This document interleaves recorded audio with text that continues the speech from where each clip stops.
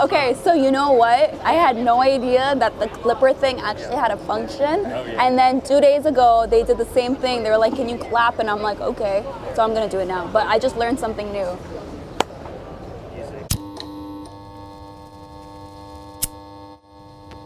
So my name is Sara Ahli. I'm a visual artist. Right now, I'm in Providence, at Small Point. This is basically the cafe where I come, close by my studio. So I'm here doing my master's at RISD in glassblowing.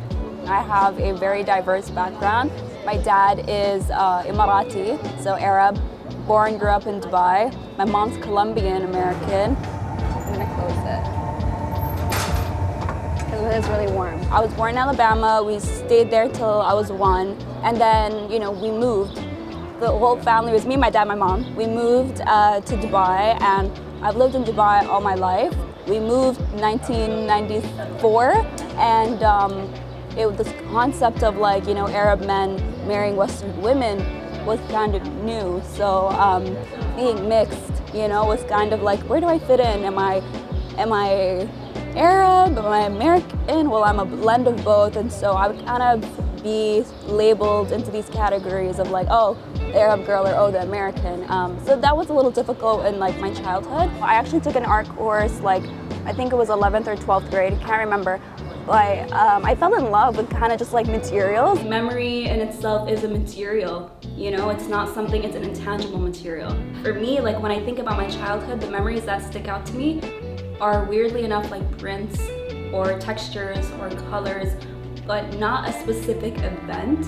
It'll be more like a feeling through these textures, prints, colors, and that's kind of what this work is. And the biggest question that comes up for me constantly is who am I? Who am I today? Who was I yesterday? Who was I a couple years ago? And definitely having this, very extreme east meets west, it does a lot of that questioning of what home is. Comes up in my work. Yeah, with every piece I make, I think I'm shaping, who I am gonna be tomorrow and the next day of the year later. I mean, I never thought that I was gonna be here working with hot glass, I use the term visual artist because it's a little bit more broad, it's not like I'm a sculptor or I'm a glass blower or I'm a fashion designer. I see myself as an artist.